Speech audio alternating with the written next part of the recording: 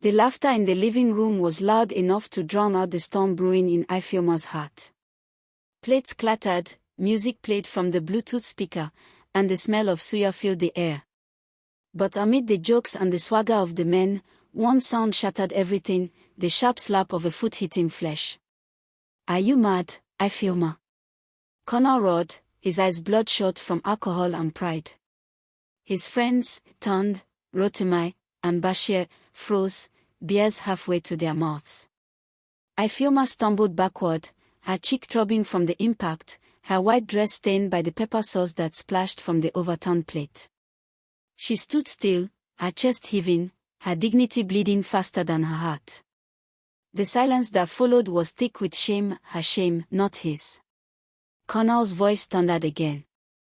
"Next time, don't embarrass me in front of my guys. I said I don't eat cold food." Ifeoma swallowed hard, her lips trembling. All this, because she'd served the food late. Connor's friends exchanged uneasy looks but said nothing.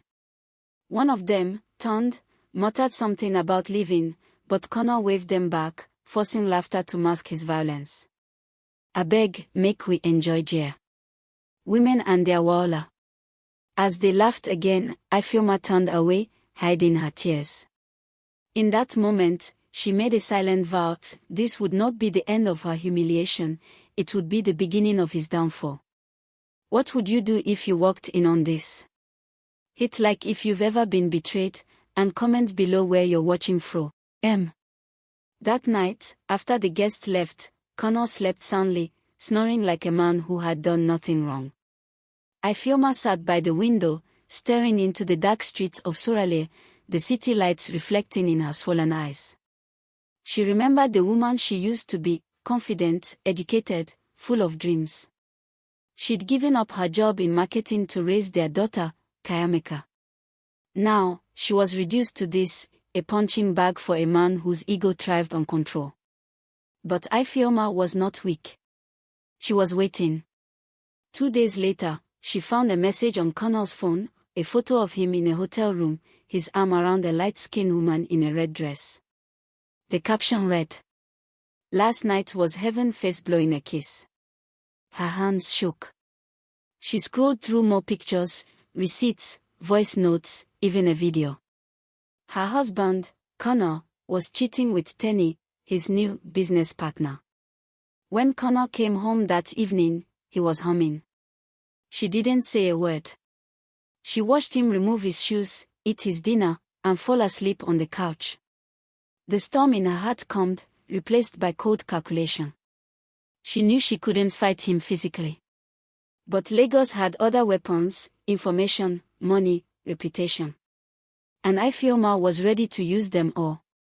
She began with Tenny's Instagram page.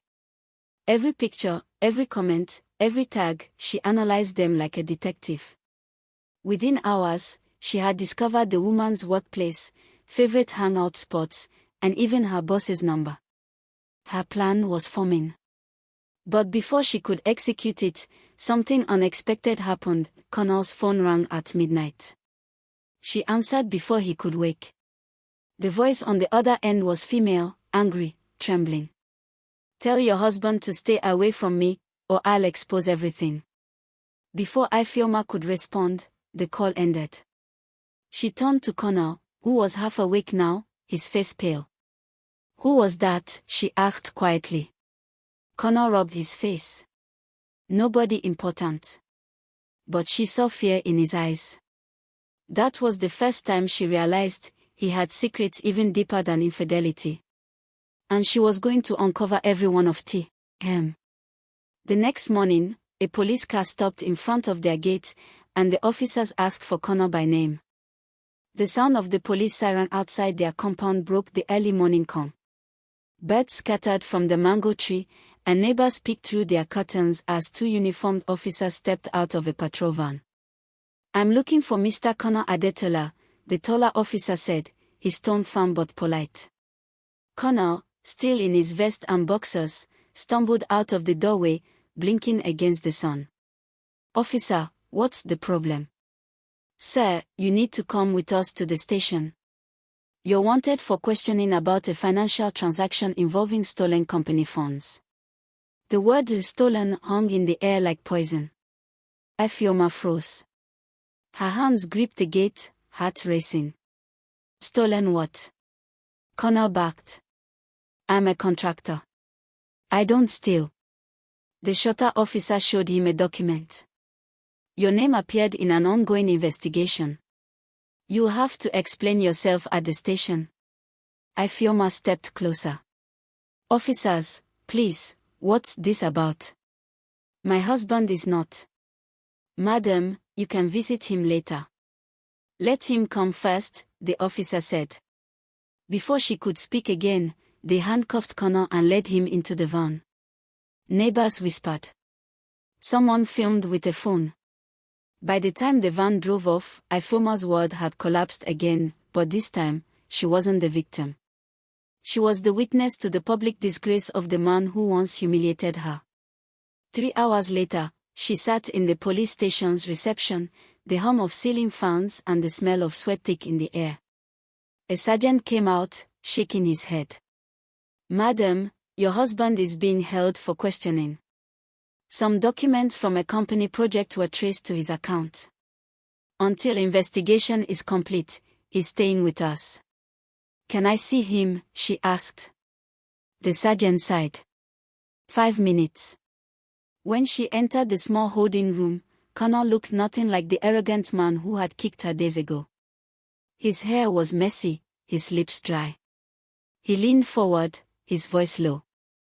Ifeoma, listen to me, this isn't what you think. Someone set me up. Please, get my lawyer. She folded her arms, studying him coldly. Your lawyer? You mean the same one you paid with my savings to cover your gambling debts? He flinched. How did you? She cut him off. You forget I still check our bank alerts, Connor. He exhaled, defeated. Fine. I messed up.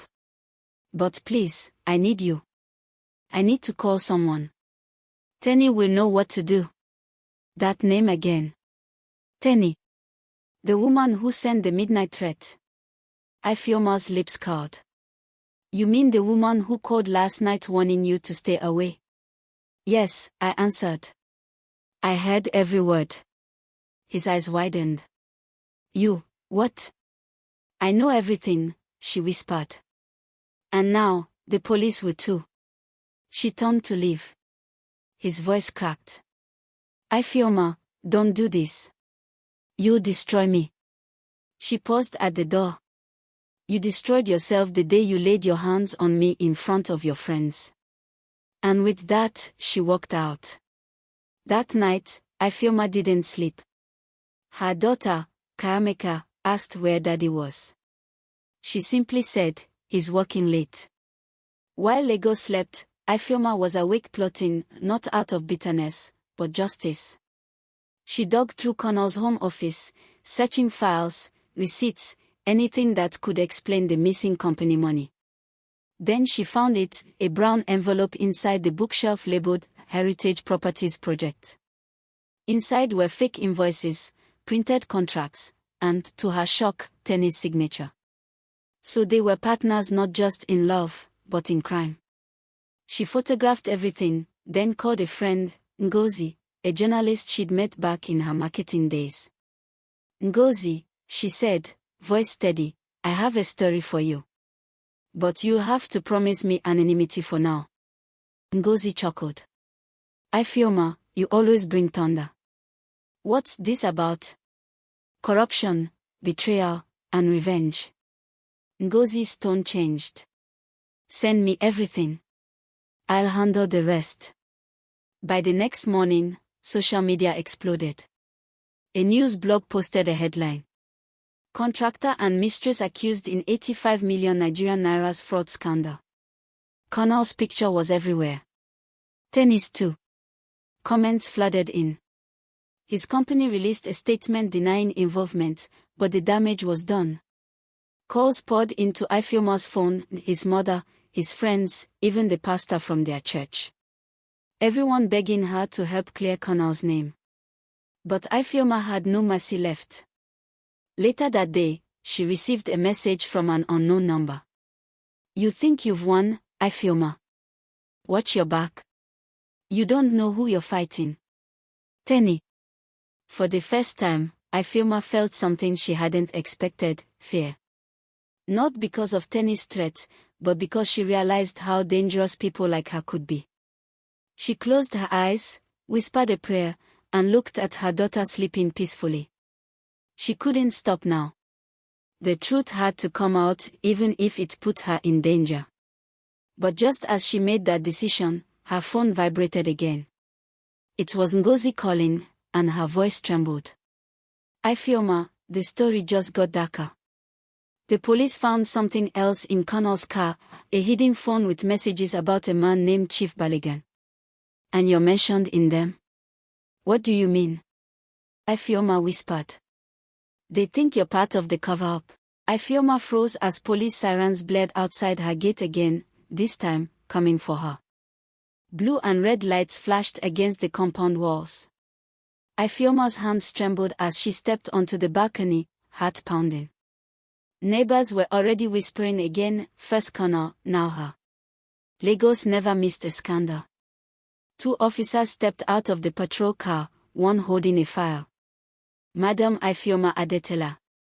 "Yes," she managed. "You need to come with us to the station for questioning.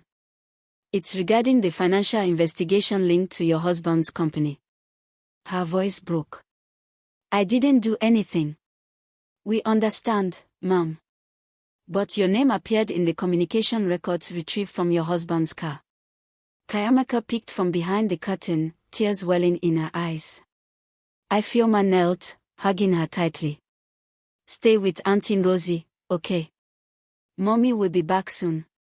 As she was led into the police van, Ifeoma's thoughts spiraled. How did she end up here? From a respectable wife in Surale to a suspect in her husband's crime. At the station, fluorescent lights flickered over dull concrete walls. The interrogation room smelled of sweat and damp paper. A stern-looking officer, Inspector Dogo, sat across from her. "Madam Ifeoma," he began, flipping through a file, "we found messages on a hidden phone between your husband, his business partner, and someone called Chief Balogun. In those chats, your name appeared several times. Do you know this Chief Balogun?" Ifeoma frowned. "No. I've never heard that name." He tapped his pen. "The messages suggest you received 5 million Nigerian nairas from your husband's account last month." Her eyes widened. "That was for Kayameka's school fees.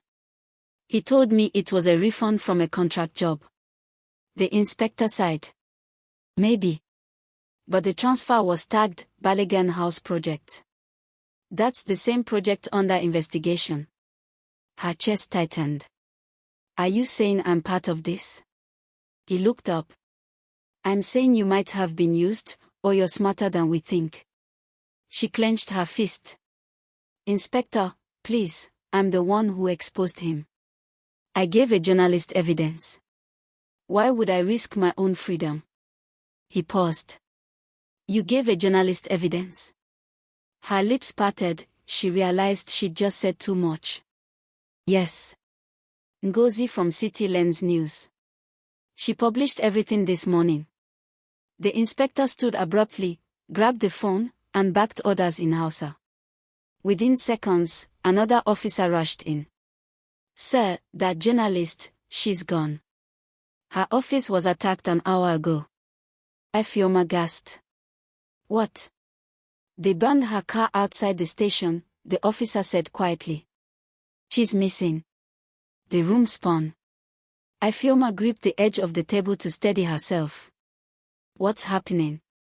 Inspector Dogo turned to her, face grave. "Madam, you've stumbled into something bigger than marriage problems. Chief Balogun is not just a businessman, he's a political financier. If your husband and that woman Tenny were dealing with him, it means you're all in danger."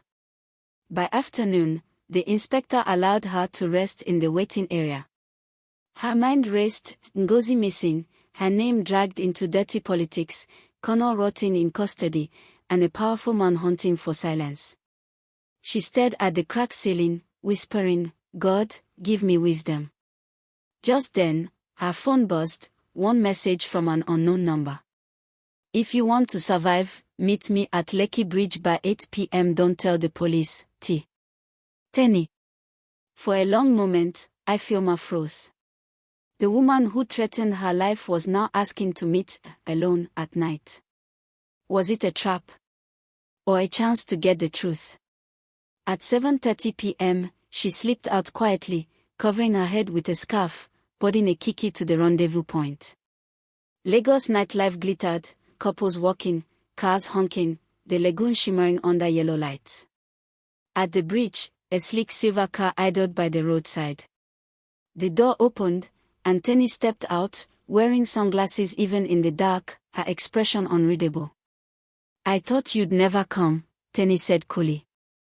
"I shouldn't have," Ifeoma replied. "But I need answers." "Why drag me into your mess?" Tenny smirked. "Because you were already in it, darling. Connor used your name for the fake receipts. You're technically part of the fraud, even if you didn't know." Ifeoma's heart dropped. "He forged my signature." "Several times," Tenny said. "You were the perfect cover, loyal wife, quiet, no suspicion. He promised me a cut, but then he ran. Now Chief Balogun wants his money back, and everyone's a target." Ifeoma's voice trembled. "So why warn me?" "Because he thinks you still have access to the files Connor hid, the ones that prove Balogun laundered money through your husband's contracts. If I help him, he'll let me live. And if I don't have them?" Tenny smiled bitterly. "Then we both die." A car screeched nearby. Both women turned, headlights blinding. 3 men in black stepped out, holding guns. Tenny whispered, "Run." But before Ifeoma could move, a shot rang out. Tenny collapsed, blood spreading across her blouse. Ifeoma screamed, ducking behind a pillar. The men searched briefly, then sped away, tires screeching into the night. Her hands shook as she crawled toward Tenny, who was barely breathing. "Tenny, who did this?" Her lips quivered. "Balogun doesn't forgive betrayal." Then her eyes went still. Ifeoma froze, sobbing silently. The streetlights flickered, and the city seemed to hold its breath. She looked at Tenny's phone lying on the ground, the screen still unlocked, a text draft open addressed to someone named Inspector Dogo. It read, "Meet me tomorrow. I have evidence against Balogun and Connor." Ifeoma's hand trembled as she picked up the phone. The truth had just shifted again. The woman she thought was the enemy might have been trying to expose the same man. As she turned to leave, a black SUV rolled up slowly beside her, and through the tinted window, she saw Connor's face staring back. If you're hooked already, make sure you like, subscribe, and turn on notifications, because the storm has only begun. What do you think Connor wants from her now? Comment your thoughts on this betrayal and share with someone who loves intense African marriage dramas. The SUV idled under the harsh streetlights, its tinted window rolling down just enough for Ifeoma to see him, Connor, eyes wild, beard unshaven, shirt wrinkled. "Get in," he said, voice trembling but commanding.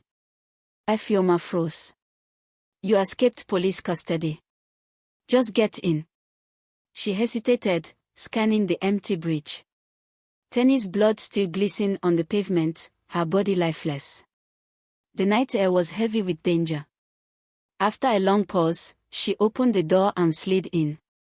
The smell of stale sweat and fear filled the car.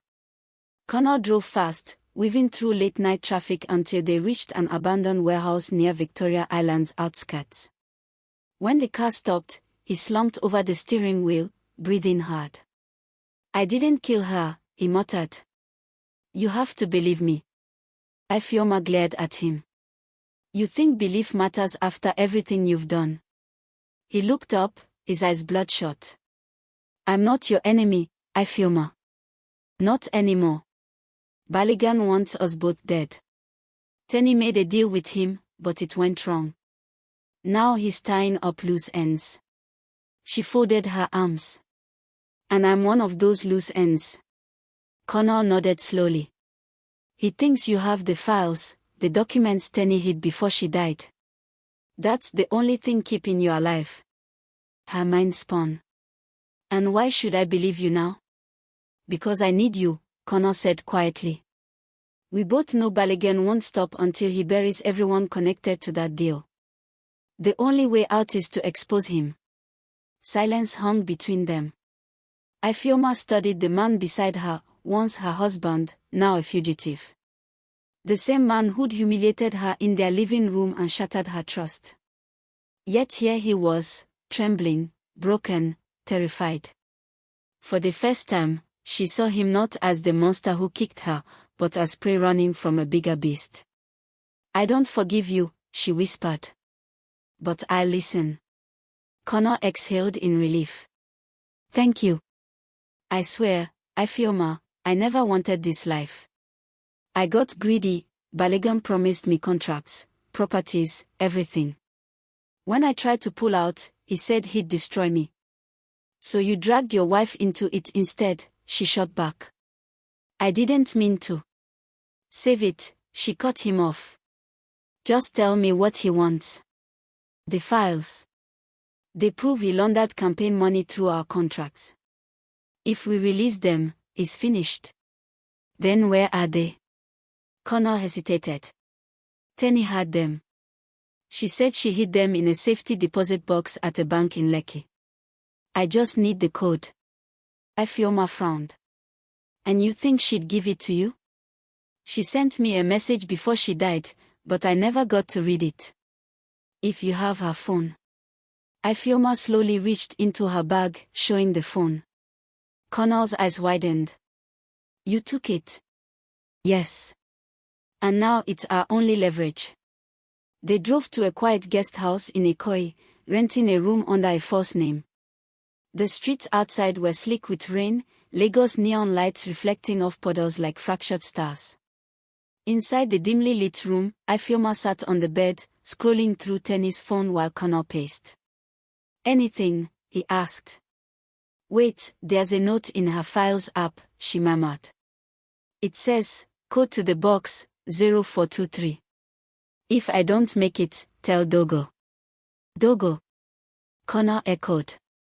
The police inspector. Ifeoma nodded. She was going to give the evidence to him. Then we can't trust him, Connor snapped. He's probably working for Baligan too. Maybe, she said. But we need someone with access to that bank. Connor paced faster. If we walk in ourselves, we're done. Cameras, records, everything. Ifeoma thought for a moment. I know someone, my cousin Kola. He works in the security division for that bank. If anyone can sneak us in, it's him. Connor stopped pacing. You call him. She gave him a long, cold stare. I'll call him. But understand this, I'm not doing this to save you. I'm doing this to protect my daughter. He nodded. Fair enough. By morning, Lagos was awake again, vendors shouting, Okodas buzzing, the smell of roasted corn filling the air. Ifeoma met Kola at a cafe in Yoba, explaining only what was necessary. Ifeoma, this is risky, Kola said, stirring his coffee nervously. That bank is under federal contract. If they catch me accessing restricted boxes, I'll owe you my life, she said softly. Please, cousin. He sighed. Fine. Midnight. Come through the back entrance. I'll handle the rest. As she left the cafe, a familiar sound made her freeze, the click of a camera. She turned sharply, but whoever it was had vanished into the crowd. That night, Ifeoma and Connor arrived at the bank. Kola met them by the service gate, ushering them through dim corridors lined with security monitors. Make it fast, Kola whispered. If anyone finds us here, I'll lose my job. They reached the vault.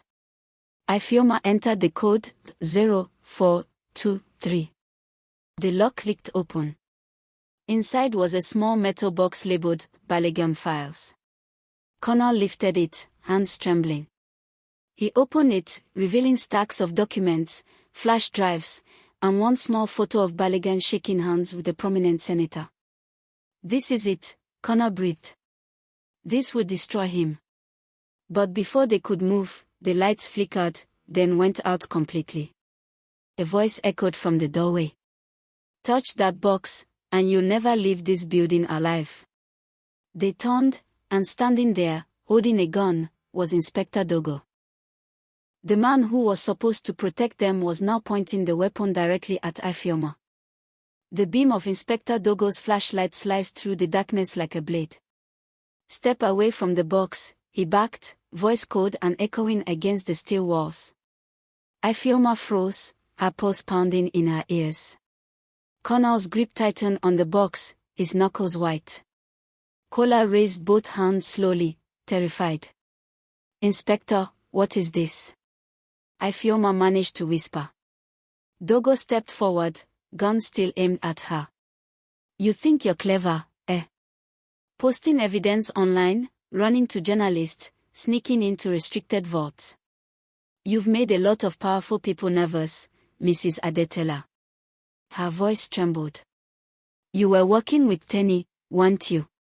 He smirked. Tenny thought she was smart. She thought she could play both sides, Balogun and me. But loyalty has a price. Connor's eyes darkened. "You killed her." "Correction," Dogo said, lowering his tone. "She was eliminated by order. I just made sure the job was clean." Rage surged through Ifeoma.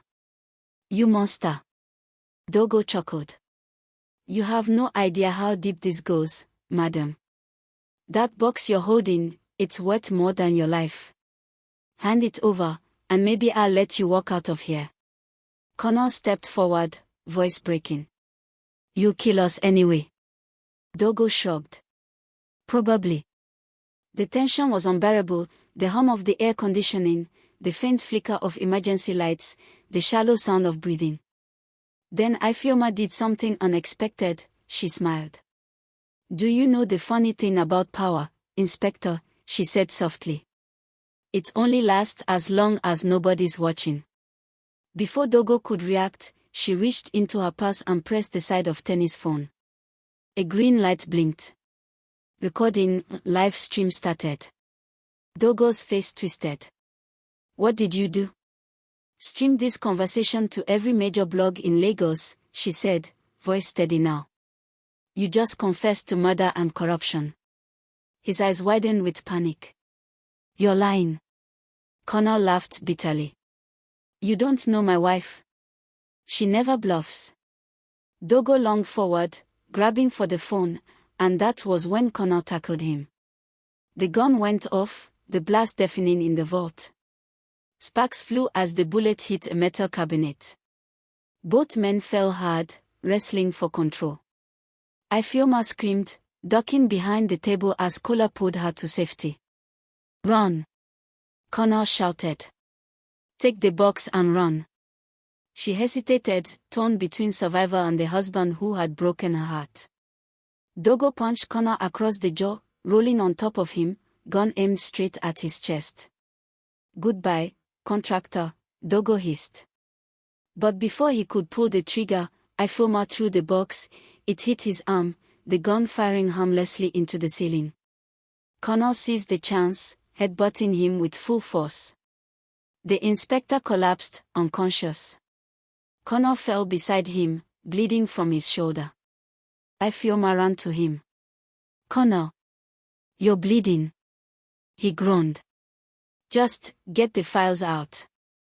We can't stay." Kola rushed forward, helping them drag the metal box out of the vault. Alarms began to blare, security lights flashing red. "Motion sensors," Kola shouted. "We have 2 minutes before the guards get here." They sprinted through the service hall, every second echoing with sirens and footsteps. Outside, the rain poured in sheets, the street empty except for a lone taxi idling by the curb. "Drive!" Kola yelled, shoving the driver aside as Ifeoma and Connor piled in. As they sped away, Ifeoma turned back, the glow of police cars already closing in on the bank. "Where do we go now?" Kola gasped. "Somewhere safe," Ifeoma said. "Somewhere they won't look." Connor winced in pain, holding his shoulder. "We can't go to your cousin's house. They'll track you." She nodded. "Then we go underground." "Underground?" Kola asked. Ifeoma stared out at the rain-soaked city lights. "There's someone I can trust, Mama Ayabo. She runs a safe house for women escaping abusive marriages. Nobody will think to look for me there." By morning, they were deep inside Mushin, the gritty, restless heart of Lagos. The safe house was tucked behind a fabric market, its walls lined with sewing machines and quiet women with haunted eyes. Mama Ayabo, a large woman in a bright Ankara wrapper, opened the door. "Ifeoma," she said in shock. "It's been years." "I need help," Ifeoma whispered. "Please. Just for a few days." Mama Ayabo nodded, her eyes full of understanding. "Come inside. You and the man too." They laid Connor on a small mattress. Ifeoma cleaned his wound quietly, tears slipping down her cheeks. He washed her, voice soft. "You didn't have to save me back there." "I didn't do it for you," she said. "I did it because my daughter deserves a father, even if he's a broken one." For a long moment, neither spoke. Outside, thunder roared across the sky. Then Connor whispered, "I'll fix this. I'll make everything right. Balogun won't win." Ifeoma shook her head. "No, Connor. We will make it right. But this time, I'm leading." He looked at her, surprised by the fire in her eyes. She continued, her voice low and fierce. "You had power once and abused it. Now I'll use truth as mine. We'll give those files to the right people, not the police, not the press, someone who can bring Balogun down without getting us killed." "Who?" Connor asked weakly. She looked out the window, eyes narrowing. "Someone Balogun fears more than the law." As lightning flashed outside, a message buzzed on Tenny's phone. It was from an unknown number. "We know where you are. The girl is next." Ifeoma's scream echoed through the safe house. They had found Kayameka. The sound of thunder cracked like a warning above Mushin as Ifeoma stared at the text message on Tenny's phone. "We know where you are. The girl is next." Her hands trembled violently. For a moment, her breath caught in her throat as the words burned into her mind. They had Kayameka. Her daughter. Her only child. She spun around. Kola. Connor. They found her. Connor, still pale from the gunshot wound, forced himself to sit up. "What? How?" Ifeoma's voice broke. "I don't know, maybe they've been tracking us all along." Kola snatched the phone from her hand. "Look. There's a location link." His voice dropped to a whisper. "Papa." Connor clenched his fist. Balogun's port warehouse. A cold shiver ran down Ifeoma's spine. She remembered the night Connor once bragged about that same warehouse, how only a handful of people ever entered and left alive. "I'm going there," she said. Connor shook his head. "No. It's a trap. That's exactly what they want." "I don't care," she snapped, tears streaking down her face. "If they hurt my daughter, I'll burn this whole city to the ground." Mama Ayabo entered the room quietly, wrapping a thick shawl around Ifeoma's shoulders. Her deep voice was steady, the voice of a woman who had walked through fire before. "Then don't go in blind, my dear," she said. "Go in ready." She led them to a locked cupboard behind her sewing machine. Inside was a box filled with machetes, knives, pepper spray, burner phones, and black clothes. Kola blinked. What kind of safe house is this? Mama Ayabo smiled grimly. The kind that knows what men can do when power blinds them. I've protected many women here. Some run. Some fight. You look like a fighter, Ifeoma. Fire 2 hours later, Opopo Industrial Port. 4. Rain poured like a curtain over the silent docks. Containers rose like dark towers. Floodlights flickered through the mist, and somewhere deep in the maze of steel, a generator hummed. Ifeoma crouched behind an old container, dressed in black jeans and a hoodie. Beside her, Connor carried a concealed pistol, his jaw set in grim determination. Kola held a crowbar, his breath fogging in the cold air. She whispered, "We go in through the side fence. Once we get in, Connor, you take the left corridor. Kola, cover the exit. I'll find Kayameka." Connor grabbed her hand suddenly. "Ifeoma, listen, if something happens to me, promise me you'll protect her. Both of you deserve better than what I gave you." Her chest tightened. "Then don't die on me." He gave a faint smile. "I'll try." They slipped through the fence. Inside the warehouse, shadows moved, men with guns, pacing like wolves. Ifeoma recognized one of them. Adebayo, Baligan's right-hand man. And then she saw it. At the center of the warehouse, tied to a chair, trembling but defiant, was Kayameka. A strip of duct tape covered her mouth. Tears glistened on her cheeks. "Baby," Ifeoma whispered. Connor's hand went up. "Wait." Adebayo's voice boomed across the warehouse. "I knew she would come. That woman has fire in her blood." Ifeoma froze. They were expecting her. Lights flickered on, flooding the entire floor with harsh white light.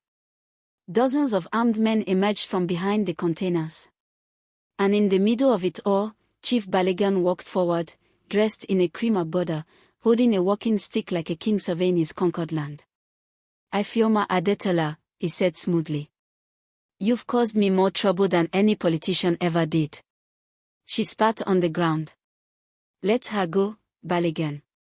He chuckled. "Oh, you're in no position to make demands. You took something from me, that box. Those files. Now, I take something from you." Connor stepped forward. "This isn't between her and you. It's between us." "Oh, Connor." Baligan smacked. "My loyal dog. You beat the hand that fed you, and now you want to be a hero. You should have died with Tenny." Connor's eyes flashed. "You killed her. You killed Tenny because she found out the truth. And now," Baligan said softly, "I'll erase every trace of that truth." He raised his hand. One of his men cocked a gun against Kayameka's head. "No!" Ifeoma screamed. Baligan turned to her with cruel delight. "Give me the files. Or watch her die." For a heartbeat, Ifeoma's world went silent. All she could hear was the rain on the roof and her daughter's muffled sobbing. Then something inside her snapped. Cross towards the battle erupts. Kola threw the crowbar like a spear. It struck one guard square in the face. The gun went off into the air. Chaos exploded. Connor tackled another guard, firing a shot into the ground. Ifeoma leapt forward, kicking Adebayo in the knee. "Get her!" Baligan roared. Men charged. Ifeoma weaved between them like a storm, slashing one with pepper spray, grabbing another's gun, and firing into the ceiling. "Nobody touches my daughter." Kola rushed to untie Kayameka. "Mama! Mama!" she cried as the tape came off. Connor ducked behind a stack of tires, exchanging fire with the guards. One bullet grazed his arm, but he kept fighting. Adebayo lunged toward Ifeoma, but she smashed a steel pipe across his face, dropping him cold. Then Baligan himself stepped forward, pulling a gold-plated revolver. His voice was low and venomous. "You should have stayed broken, woman. Now you die trying to be a warrior. Ifeoma raised the stolen gun, hand steady. No. I'm not the broken one anymore. You are. They fired at the same time. The shots echoed like thunder. Balogun staggered backward, clutching his side. Ifeoma felt a sharp sting in her arm, but she didn't fall. His guards froze in shock. "Boss," someone yelled. Balogun collapsed to his knees, blood seeping into his agbada. His once commanding eyes dimmed with disbelief. "A woman," he gasped. "Brought me down." Ifeoma's voice was ice. "A mother." Police car light aftermath, escape into the night. Sirens wailed faintly in the distance. Kola wrapped Kayameka in his jacket as Connor limped toward them. "Police," Connor panted. "We need to go. Now." Ifeoma stared at Balogun, barely breathing. Then she spat, turned away, and took her daughter's hand. They fled through the back fence just as police vehicles stormed the dock. Mama Ayabo's van was waiting 2 streets away. As they climbed in, Kayameka clung to her mother, whispering, "I knew you'd come for me, Mama." Ifeoma kissed her forehead, eyes burning. "Always, baby. Always." As the van sped into the night, Connor held his side, Kola breathed hard, and Ifeoma stared out the window, knowing this war was far from over. Chief Balogun was wounded. But not dead. And men like him didn't stay down easily. The rain had stopped by dawn, but Lagos still smelled like thunder. Ifeoma sat by the window of Mama Ayabo's safe house, her arm bandaged, her thoughts heavy. The city buzzed faintly below, danfos honking, traders shouting, life moving on as if nothing had happened the night before. But inside that cramped one-room apartment, silence reigned. Kayameka slept soundly on the couch, wrapped in a blanket. Kola was on the floor by the door, pistol across his lap. Connor sat in the corner, his shirt torn, staring at his trembling hands. No one had spoken since they escaped the warehouse. Finally, Connor broke the silence. "I killed one of them," he whispered, voice shaky. "I didn't mean to, but..." Ifeoma turned to him slowly. "You did what you had to do." He met her eyes, for the first time, without arrogance or pride. "Ifeoma, I don't deserve your forgiveness." She looked away. "You don't. But right now, that's not our concern. Balogun's alive." Kola nodded grimly. "And when he wakes up, he'll come for all of us." Mama Ayabo entered then, carrying a tray of steaming pap and akara. Her tone was firm but maternal. "Eat. The living need strength. The dead already have peace." No one moved at first, but Kayameka stirred awake and whispered, "Mama, I'm hungry." Ifeoma smiled faintly. "Come, my baby." As they ate quietly, a news alert flashed on the small TV in the corner. The broadcaster's voice was calm, but the words made everyone freeze. "Breaking news: influential businessman and philanthropist, Chief Balogun Olanrewaju, is currently in critical condition after an alleged armed robbery attempt at the Opopo industrial port last night. Sources claim several men were killed. Police investigations are ongoing." Connor cursed under his breath. "They'll pin this on me." Ifeoma's voice was cold. "On us." Kola frowned. "So what's the next move?"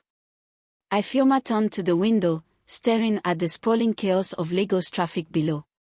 "We end this before he wakes. Before he controls the narrative. We take the evidence public." Connor shook his head violently. "No. If you do that, Balogun's people will come for Kayameka. You don't know how far his reach goes." "I do," she said. "That's why I'm done hiding." Detective a visit from the shadows. That night, as they debated their next steps, there was a soft knock at the door. Kola raised his gun immediately. Mama Ayabo motioned for silence, then opened the door just a crack. A woman stood outside, slim, well-dressed, but visibly shaken. "Please," she said, eyes darting nervously. "I'm not here to harm you. My name is Ngozi. I used to work for Chief Baligan." Kola grabbed her by the arm and pulled her inside. "How did you find us?" "I followed the nurse who brought your medicine," she said breathlessly. "Please, I have information." "About Tenny?" "About Baligan." At the mention of that name, Ifeoma stiffened. "What about her?" Ngozi's eyes filled with tears.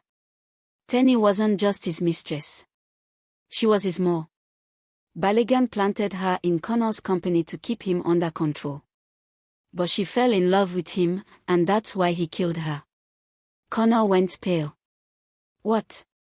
"She stole his financial files, offshore accounts, bribes, everything, and gave them to a journalist in Abuja. That journalist died in a car accident 2 weeks later."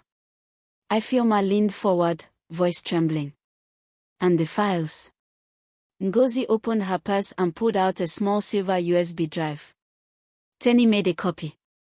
Before she died, she asked me to find the woman who could finish what she started, you."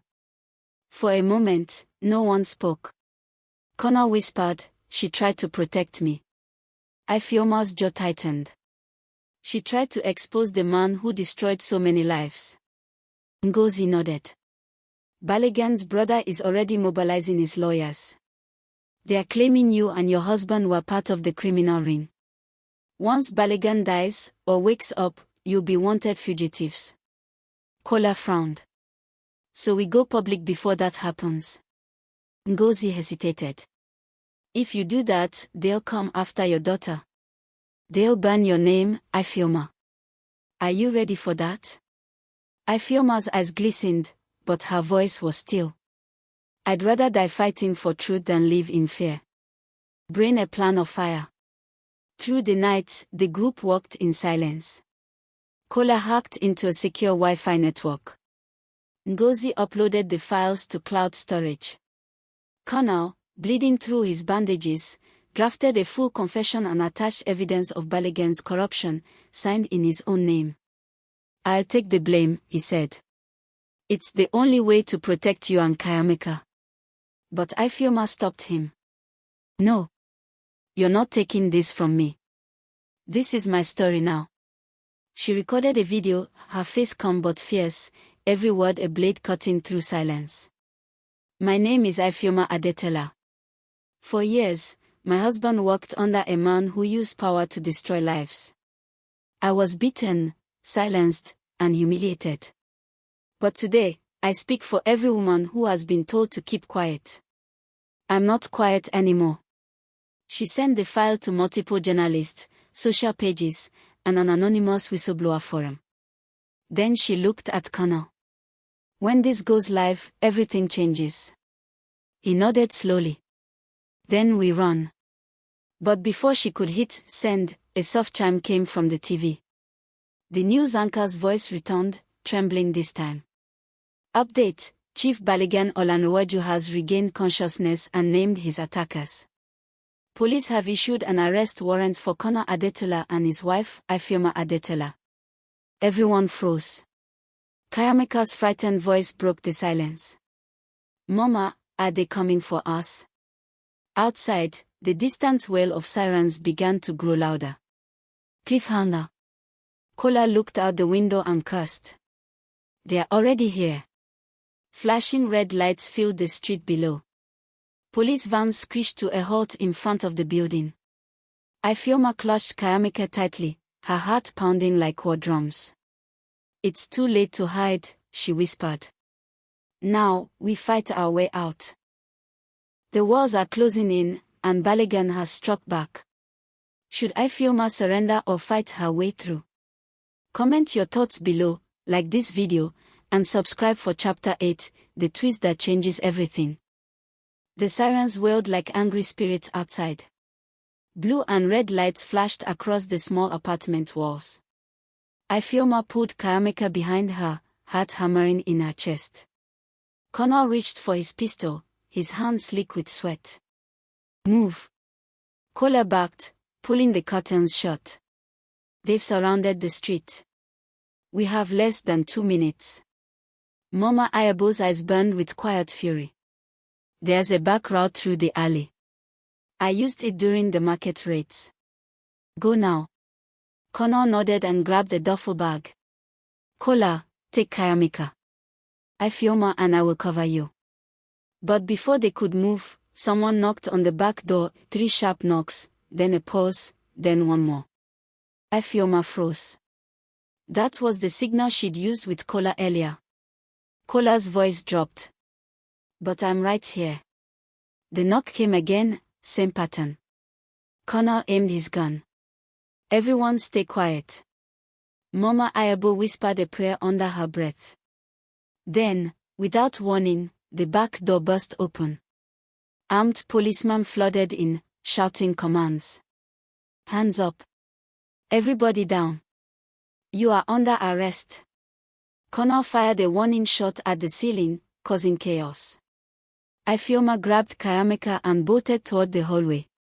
Kola covered them, pushing over a table for cover. Bullets shattered glass. Mama Ayabo screamed as a vase exploded beside her.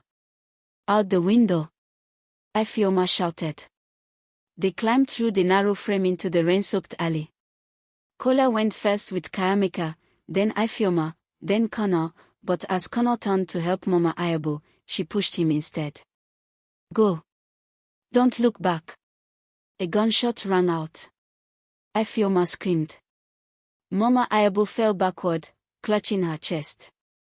The officer swarmed in, but she blocked them with her last breath, shouting, "Run, my children." Connor dragged Ifeoma away as she sobbed. No. Mama Ayabo. She saved us, he shouted, pulling her into the darkness. Cloud with rain they escape. They ran through the narrow alleys of Mushin, their shoes splashing through puddles, sirens fading behind them. Kayamika clung to Kola's shoulders, crying silently. They emerged into a crowded street filled with night traders and Okada riders. Ifeoma pulled a scarf over her head, blending into the chaos. We need a safe place, she said breathlessly. Kola pointed toward a parked taxi. I know someone in Yoba, a journalist. He might help us upload the files. Connor hesitated. No. That's the first place they'll check. Ifeoma turned sharply. Then where do we go? Before he could answer, Kola's phone buzzed. He glanced at it, then froze. What is it? Ifeoma asked. He didn't answer. She grabbed the phone from his hand, and her blood ran cold. It was a message thread between Kola and an unknown number. Unknown, deliver them to me and your debts disappear. You know the reward. Kola, I can get them out tonight. I'll send location. Her voice broke. Kola, what is this? Kola stepped back, guilt flashing across his face. It's not what you think. Connor lunged at him, slamming him against the taxi. You sold us out. I had no choice. Kola shouted. Baligan's men threatened my family. They said they'd kill my sister if I didn't bring you in. Ifeoma's eyes burned with tears of fury. You betrayed us, after everything. He fell to his knees, sobbing. Please, Ifeoma. I didn't know they'd come so fast. I swear I was going to warn you. Connor raised the gun. I should kill you right now. But Ifeoma grabbed his arm. No. Killing him gives Baligan what he wants, chaos. She turned to Kola, voice shaking but powerful. You're going to make this right. Kola nodded weakly. Anything.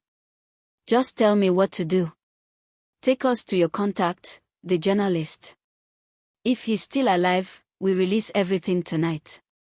Cityscape Yoba, the betrayal deepens. The taxi wound through the busy streets of Yoba under a leaking sky. They reached a small compound behind a printing press. Inside was a single-room office, its walls lined with papers and old computers. Kola knocked 3 times. A man in a faded Arsenal jersey opened the door to Deli, the journalist. "Oh, Kola. I thought you were dead," he said, eyes narrowing as he spotted Connor and Ifeoma. "Who are these people?" "Kola told you everything," Ifeoma said. "We have Baligan's files. You need to upload them now before they silence us." Deli frowned, glancing between them. "Do you know what you're asking? That man owns half the police in Lagos. If I publish this, I'm done." Ifeoma stepped forward, fire in her eyes. "Then be done for something worth dying for." Deli hesitated, then sighed. "Give me the drive." Ngozi's USB, the one Tenny had left behind, glinted in Ifeoma's trembling hand. She handed it to him. He slotted it into his laptop, the screen flashing with a cascade of files, offshore bank statements, photos of government bribes, secret recordings. It was enough to destroy half of Lagos' political elite. But as Deli began the upload, the lights flickered. Then the door burst open. A squad of masked men stormed in, guns raised. Kola shouted, "Get down." Deli screamed as a bullet ripped through his shoulder. Connor fired back, but one of the attackers kicked the gun from his hand. Ifeoma grabbed Kayameka, pulling her behind the desk. She turned to Kola, but he was frozen again, staring at one of the gunmen. "Wait," Kola whispered. "That's him, that's the man who called me." The gunman pulled off his mask. It wasn't Baligan. It was Ngozi. Ifeoma's mouth fell open. "Ngozi." The woman's calm smile was gone, replaced by cold hatred. "You really thought Tenny's files would bring justice? Foolish woman. Baligan was only one head of the snake. I work for the real power behind him." Connor gasped. "Who?" She raised her gun. "The man you called your mentor, Chief Ajola." Connor's face went white. "My old boss." "That's impossible." "Believe what you want," Ngozi said. "But this ends tonight." She fired. The bullet grazed Ifeoma's arm. Connor tackled her to the floor as chaos erupted again. Kola wrestled one of the masked men, while Deli tried to save his computer from being smashed. Amid the gunfire, Ifeoma spotted a small gas cylinder behind the door, the kind used for the generator. She crawled toward it, bleeding but determined. Connor shouted, "Ifeoma, no." She yanked the valve open. Gas hissed through the air. Ngozi turned just in time to see Ifeoma light a match. Ifeoma's voice was ice. "You forgot, Ngozi, I'm not the one running anymore." She threw the match. Flames erupted. The entire office exploded in a blinding flash. Fire aftermath. When the smoke cleared, the building was a burning skeleton. Passers-by screamed and called for help. In the shadows of the alley behind the compound, Ifeoma stumbled out, coughing, clutching Kayameka. Connor followed, his face blackened with soot. Kola limped beside them, wounded but alive. They didn't speak. They just kept walking, disappearing into the wet Lagos night. Behind them, fire trucks wailed, drowning out the chaos. The files, partly uploaded before the explosion, were already spreading across the internet. Baligan's name, Ajola's name, even Ngozi's, all over social media. The empire was burning. But Ifeoma knew it wasn't over yet. The true enemy was still out there. And this time, she was coming for him. Lagos was awake again, the city's pulse unrelenting, but Ifeoma moved like a shadow through the streets of Victoria Island. The fire from Yoba had burned itself out, leaving only smoke and whispers behind. Her heart pounded, but every step was precise, calculated. This was no longer survival. This was vengeance. Connor walked beside her, silent for once. His gun was tucked inside his jacket, his hand steady. Kola trailed behind, eyes scanning every rooftop. Kayameka clung to Ifeoma's hand, asleep in her hoodie, unaware of the danger ahead. This is it, Ifeoma said quietly. Chief Adetola's estate. Nothing inside is untouchable. Tonight, we find out everything he's hiding. Connor glanced at her, lips pressed in. Are you sure about this? Once we're in, there's no turning back. Ifeoma's eyes glinted with steel. I've been waiting for years to turn the tables. I'm ready. Castle the fortress. Adetola's mansion rose like a palace from another world, high walls, security cameras, guards patrolling the gates. Lights glimmered in every window. The place screamed power, wealth, and untouchability. Ifeoma crouched behind a hedge, studying the layout. We go in at the west wing.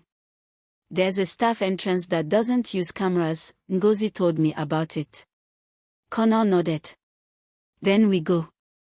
The trio slipped past the main gate, hidden under raincoats, moving silently through the shadowed compound. Kayameka slept, oblivious to the danger, while Ifeoma's mind raced, every guard, every camera, every potential trap accounted for. Inside, the mansion smelled of polished wood, leather, and expensive perfume.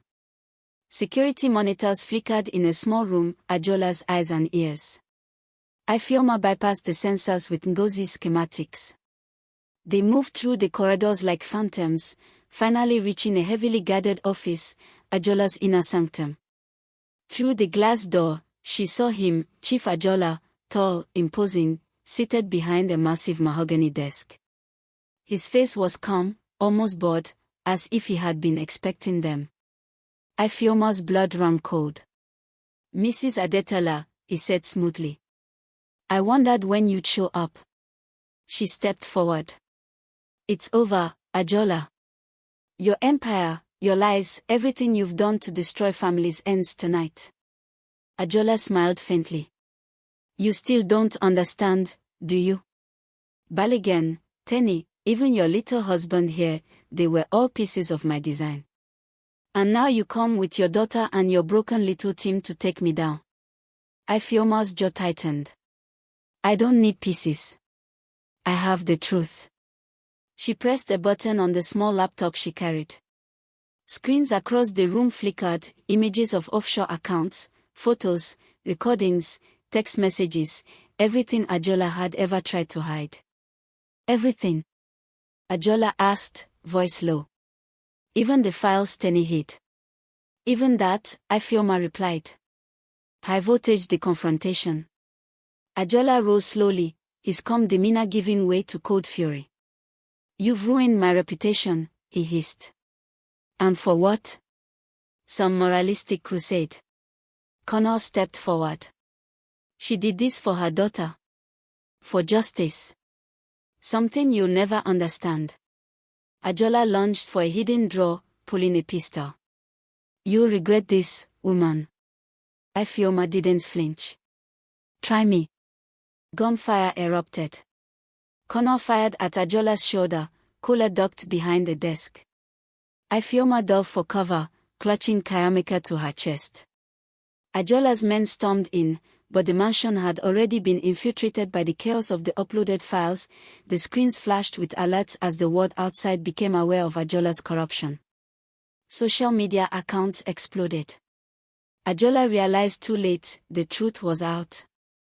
The power he wielded, the wealth he controlled, the fear he inspired, all crumbled under the weight of exposure. Fire the twist. Amid the chaos, Ifeoma saw Connor struggling with one of Adetola's men. Something clicked in her mind. All these years, he had been manipulated, trapped in Adetola's games, just like she had. She ran to him, fighting off a guard with a well-placed kick.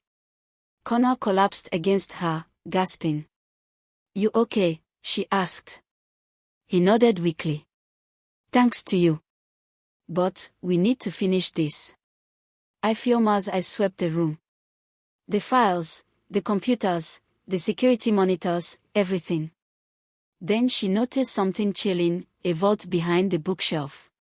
Adetola was fumbling with his remaining guards, but Ifeoma moved silently, opened the vault, and revealed stacks of documents, bribes, property transfers, incriminating contracts. She knew that with this, Balogun's and Adetola's entire network could be destroyed. Adeola turned, realizing too late. No, you can't. She pressed a button, setting the room's security system to lock down and transmit all files online. Guards tried to stop her, but with Connor and Kola covering her, she succeeded. Adetola's empire crumbled in real time. Emails leaked. Evidence posted to journalists. Bank accounts frozen. Associates arrested. Adeola fell to his knees, furious and impotent. You've ruined everything. Ifeoma looked down at him, her face serene. No, Adeola. I restored everything that matters. Justice is not chaos, it's truth. And you will answer for everything. Sunrise aftermath. Hours later, the mansion was crawling with authorities. Adeola and his men were arrested. Balogun's influence diminished. Ngozi was in custody, confessing to her role. Ifeoma, Connor, and Kayamika emerged into the first light of dawn.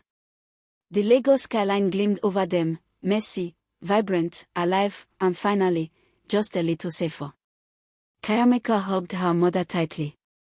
Mama, did we win? Ifeoma smiled, brushing wet hair from her daughter's face. Yes, baby. We did. But remember, strength is quiet. Courage is patient. And revenge is precise. Connor placed a hand on her shoulder. I never thought I'd see you like this. Ifeoma looked at him. You'll never forget it. They walked away from the mansion, the city waking around them. It was over, for now. But the scars, the betrayal, and the lessons would remain forever.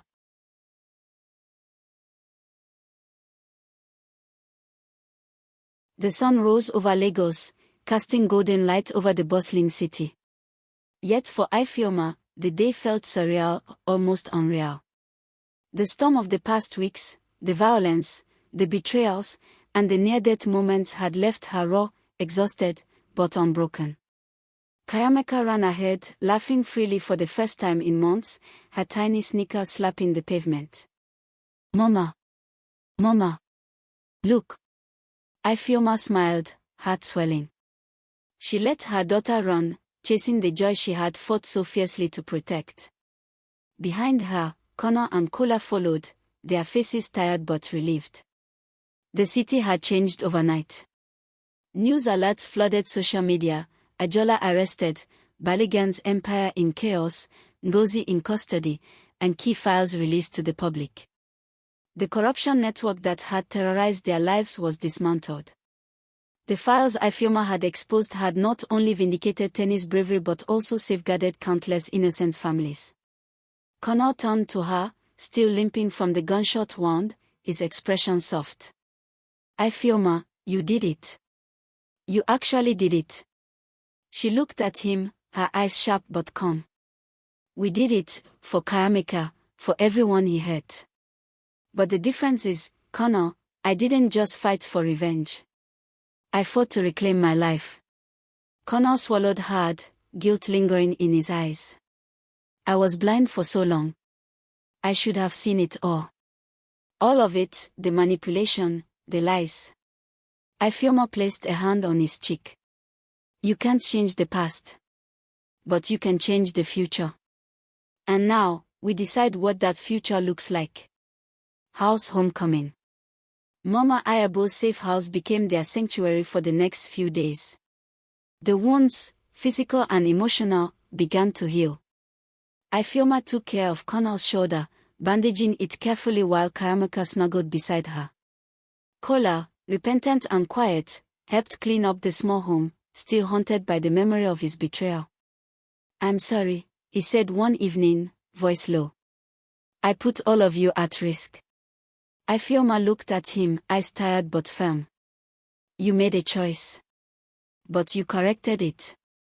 That counts for something. Learn from it. Ngozi, who had been detained, confessed in court to her role in Adeola's network.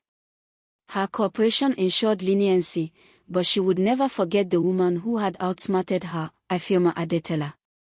The trial of Adeola and Balogun followed. By the time the Lagos media covered the proceedings, Ifeoma had become a quiet symbol of courage and determination. She had reclaimed her dignity, restored justice, and protected her family. Sparkling Heart the Healing. One evening, on the balcony of their new apartment overlooking the Lagos Lagoon, Ifeoma held KaySmart in her arms. "Did we win, Mama?" the little girl asked. "Yes, baby," Ifeoma whispered. "But winning isn't about hurting others. It's about standing strong, protecting the ones you love, and never letting fear control your heart." Connor came up behind them, wrapping Ifeoma in a careful embrace. "We survived," he said quietly. "Not just survived," she corrected. "We lived. And we'll live better." For the first time in years, she felt truly free. Free from fear, free from betrayal, and free to shape her own life. Fire the final twist.